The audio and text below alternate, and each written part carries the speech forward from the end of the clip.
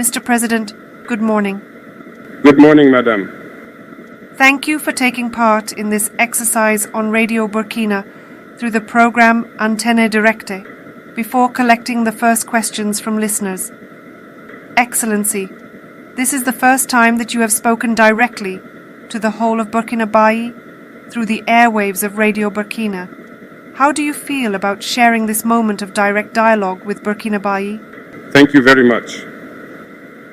Good morning, dear parents, dear brothers and sisters, listeners of Radio Burkina. Thank you, Madam, for this opportunity that is once again given to us to be able to commune directly with the people. I think it is a real pleasure. And it is also a moment for me to be able to understand today, at the stage we are at, the current aspirations of the people, and to be able to readjust our program, if we can say so. Barsalgo, the listeners would like to know how you experience this situation. Okay. Thank you, Madam. I would say that this is really current.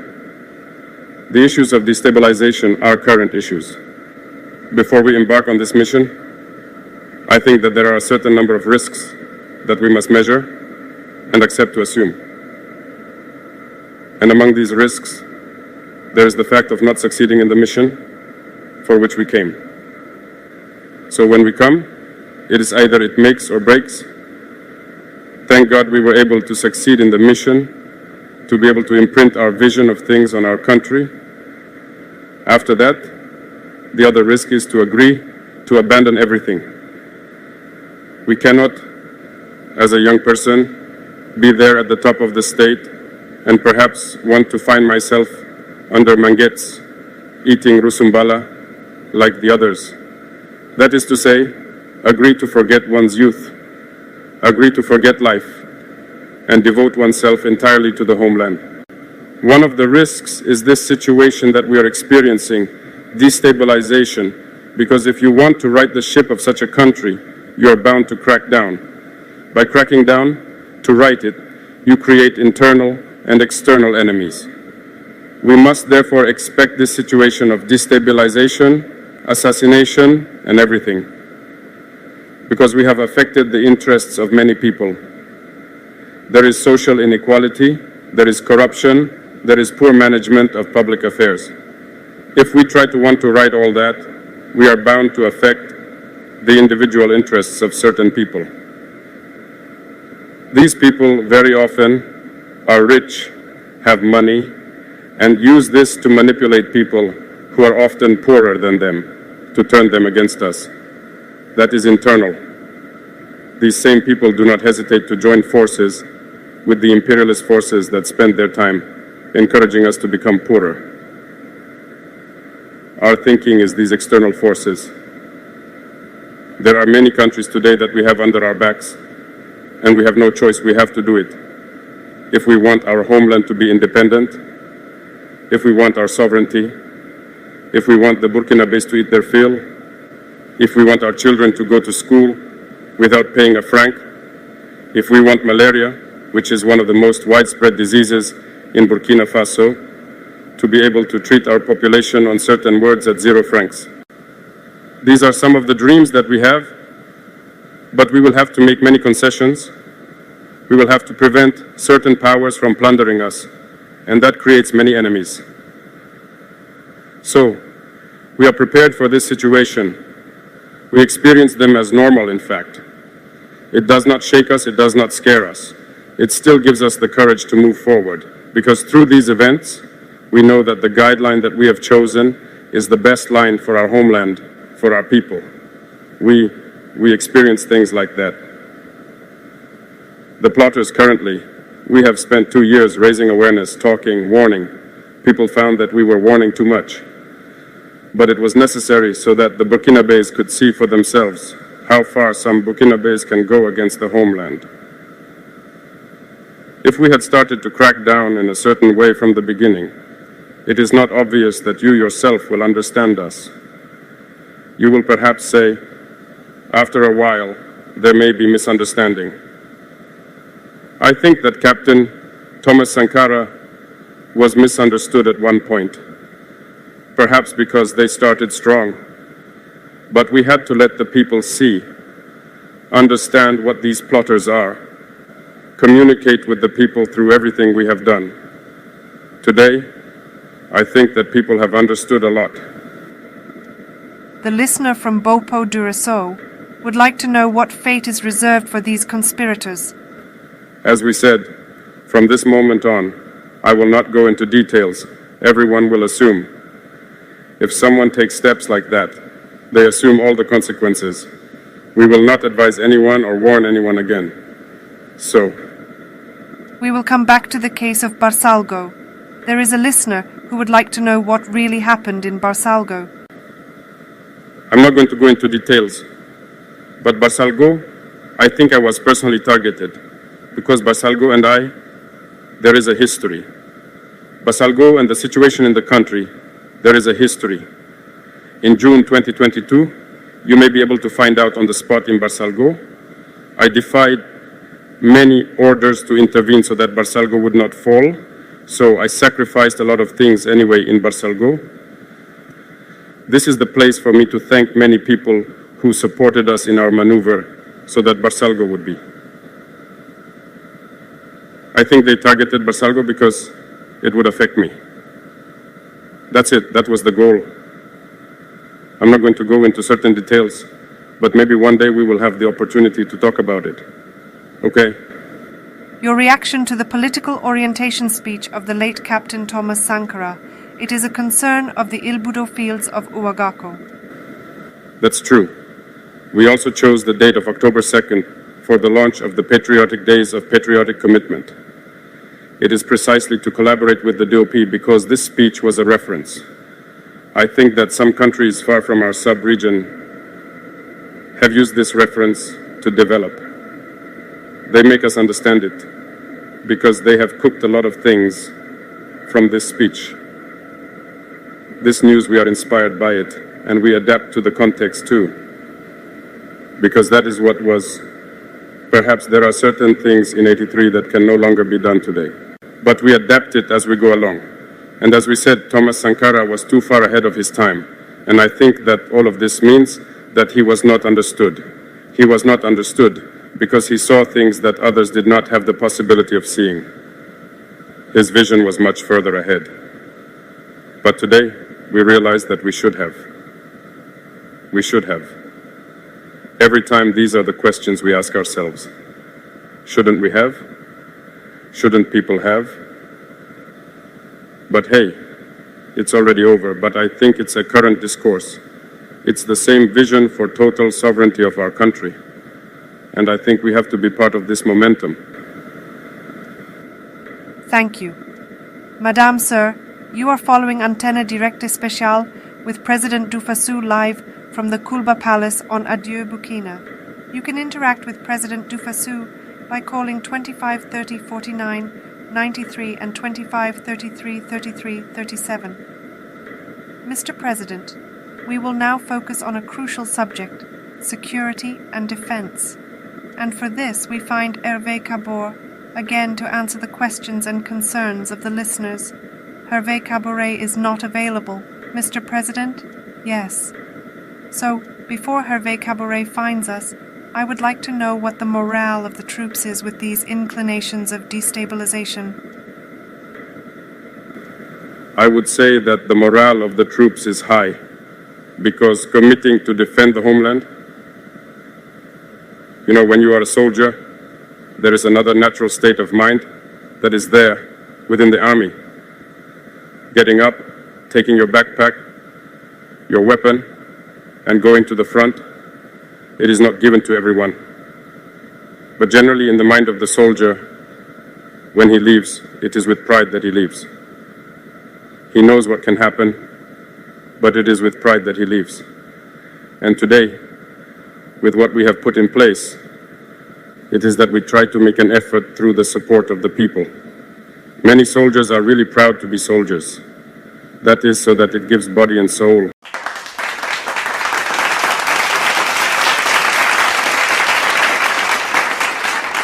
Guys, at this point, it's now safe to call Captain Ibrahim Traore a true revolutionary and a true Pan-African. He distributed over 400 tractors to farmers in Burkina Faso. Despite all the economic challenges, this young man understands that the number one priority of every developing country is agriculture. According to my sources, his target is 1,000 tractors, so he's going to add additional 600 tractors. Look, the main reason why Traore came to power was not to build Burkina Faso economy. The main reason he came to power was to fight against terrorism. And he has achieved more than expectation. He has succeeded more than what we all expected him to do. Note, almost 1 million Burkina Faso citizens were displaced because of what these terrorist groups were doing in Burkina Faso.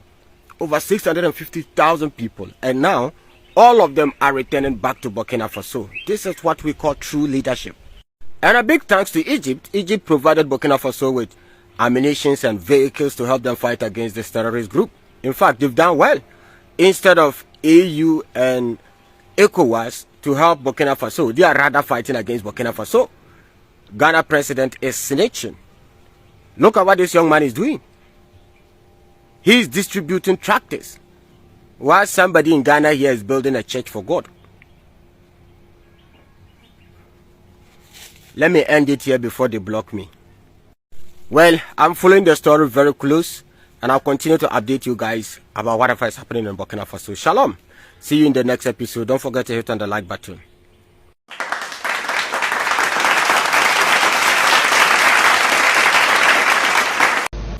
I am not a politician. I'm not joking. I am a soldier. And I prefer to tell you the truth. Everyone is free to take or leave. Everyone drives around in their car. Everyone is living well. We eat in the morning, we eat for lunch, we eat at night. We do what we want to do. We are free to talk about saying what we want. It's democracy, it's the right, that's all. That's all we know about Ouagadougou. But go ahead and see the children who have skin on their bones. Go see those who are starving. Go see those women who can no longer breastfeed because they have nothing left in their breasts. Go see them. Let's not pretend. If our journalists do not have the courage to go to the field and bring you these images, it's because we want to wash the image of Burkina. I tell you that it is false. It exists. When I tell you about the people who eat the grass, whoever wants to challenge, I'll bring him tomorrow. Go see, it continues. It has not even stopped. Because we were able to supply some villages, but others not yet. We are still on the way. No civilian can even support with trucks so that we can be in solidarity with this population. What integrity is this? What is integrity, Burkina Faso? What is it? This lack of support has deeply unsettled and revolted us. Until we address the core issues plaguing this country, we will always be revolted. For the moment,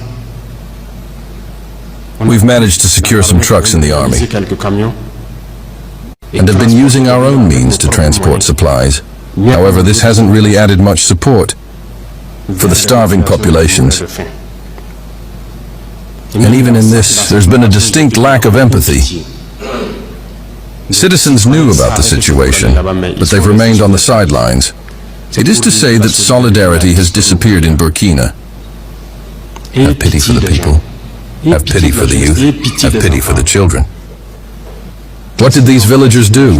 So that when the sun sets, they find themselves in the caves under the trees.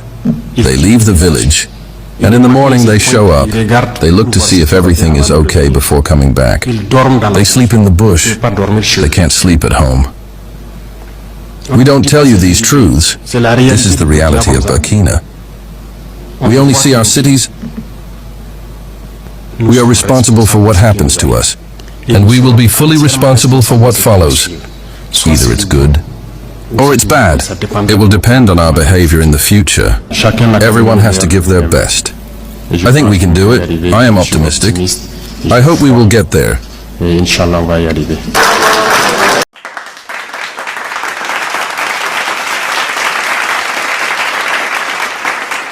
Burkina Faso's 35-year-old president, Ibrahim Traore, is boldly defying the long-standing notion among African leaders that one must be wealthy to command respect from their people and the global community.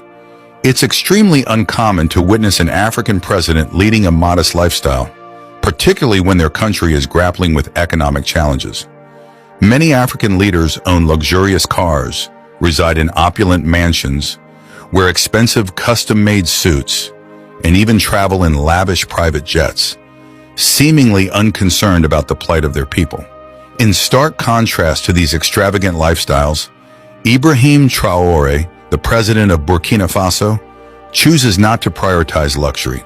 Instead, his focus lies in placing the needs of his people first, even going so far as to reduce his own salary. Ibrahim Traore draws frequent comparisons to Thomas Sankara, primarily due to his modest lifestyle and unyielding dedication to his people. Much like Sankara, Traore prefers to drive a simple car and eschews the opulence of expensive suits in favor of military attire. This was evident during the Russia-Africa summit, where Traore stood out among his African counterparts by donning military combat clothing, complete with a distinctive red beret and tactical gloves. Moreover, Traore's refusal to accept a president's salary and his steadfast commitment to maintaining a salary as a military captain serve as a poignant testament to his unwavering commitment to serving his country. This and many more will be covered in today's video. Prepare to be amazed by the impact of this young visionary leader on the transformation of Burkina Faso. Before we proceed, we kindly ask that you consider showing your support by liking and subscribing to our channel. Ibrahim Traore made history in September 2022 by becoming the world's youngest head of state. He assumed power after he and a group of junior military officers staged a coup to oust Lieutenant Colonel Paul-Henri Damiba, who had taken office in a coup earlier in the year. Traore justified their actions by stating in a televised address on October 1, 2022, that Damiba had failed to effectively address the ongoing issue of insurgency. Damiba was displaced by Traore, who, despite being 7 years his junior and occupying a lower position in the military hierarchy, held the rank of capitaine, denoting a captain in the French military structure. Burkina Faso, as a former French colony, adopted the military command hierarchy from France, where ranks above capitaine include commandant, lieutenant colonel, and colonel. Although Traore's rapid ascent may have been perceived as meteoric by many, within military circles, it was anticipated. Following service in junior roles within Burkina Faso's military, Traore's career trajectory notably advanced in 2014 with his deployment to Mali as part of the United Nations peacekeeping mission, MINUSMA. Testimonies from fellow soldiers within Burkina Faso's military have previously underscored Traore's valor during his deployment to Mali, particularly in overcoming a daunting, complex attack by militant extremists in the northern Timbuktu region at the age of 26. In addition to his service in Mali, Traore played a prominent role in combating insurgency in Burkina Faso between 2019 and 2022, culminating in his promotion to the rank of captain in 2020. Following the successful overthrow of Damiba's administration in September 2022, Traore, aged 34 at the time, acknowledged the potential scrutiny surrounding his relatively young age in relation to his eligibility for the presidency. Addressing government officials in October 2022, he stated, "I understand that my age sets me apart from most of you present. The events that transpired were not of our choosing, but rather a necessity." Subsequently, Traore's international prominence waned until July 2023, when he participated in the Russia-Africa summit in St. Petersburg, alongside 16 other African heads of state, convened by President Vladimir Putin. As I told you earlier, while his counterparts donned their customary opulent suits, Traore made a distinct impression by appearing in military combat attire, complete with a red beret and tactical gloves. The dress code earned him the attention, but his speech during the Russia-Africa summit held between July 27th and 28th earned him plaudits. The issue lies in witnessing African heads of state who failed to provide for their people in need, echoing the rhetoric of the imperialists who label us as militia. Consequently, they inadvertently portray us as individuals who do not uphold human rights, stated Traore.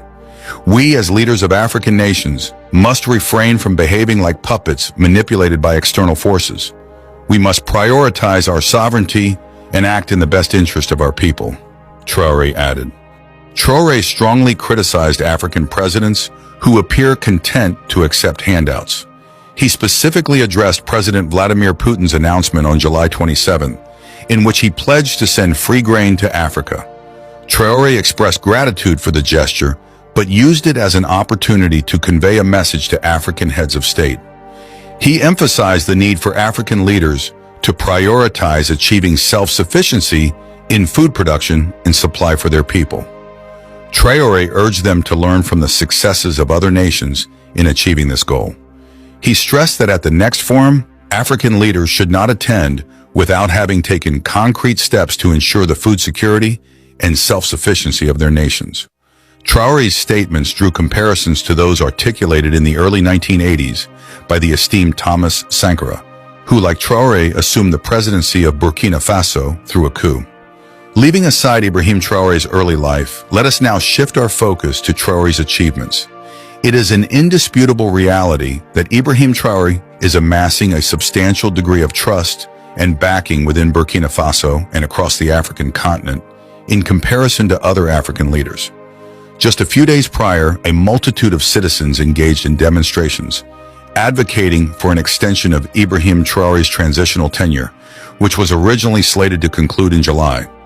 Subsequently, a recent charter has been ratified, permitting Burkina Faso's military leader to prolong their authority for an additional 5 years.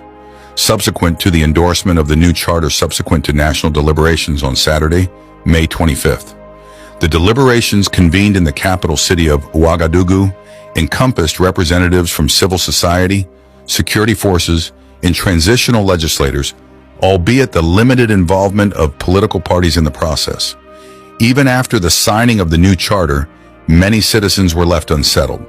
While decision-makers debated inside the conference hall about extending the transition, a group of impassioned youth gathered outside, fervently advocating for Captain Traore to lead Burkina Faso for the next 10 years. This fervent display of confidence in Traore's leadership underscores the deep-seated divisions and complexities in the public sentiment regarding the nation's future trajectory. Ibrahim Traore has been recognized for his practical approach to political ideology. He has addressed a significant economic challenge in Burkina Faso by pointing out the absence of a domestic gold refinery. Despite the country's status as a major global gold supplier, miners were forced to export raw ore to European countries for refining. In response to this issue, Traore has taken proactive steps to initiate the construction of a gold refinery within Burkina Faso. This strategic decision is anticipated to yield numerous job opportunities and contribute to the overall economic prosperity of the country. President Ibrahim Traore of Burkina Faso has spearheaded a series of impactful economic measures, including the implementation of substantial tax reductions and collaborative efforts with the private sector to facilitate access to capital for young entrepreneurs. Notably, Traore has introduced the innovative concept of popular shareholding, aimed at privatizing government assets and ventures to enable public investment in the nation's development. This initiative saw 20% of the government-owned telecommunications company offered for public purchase, resulting in a highly successful venture that generated $60 million in revenue for critical projects. President Traore has also demonstrated his commitment to fiscal responsibility by reducing the salaries of all government ministers and officials by 20%.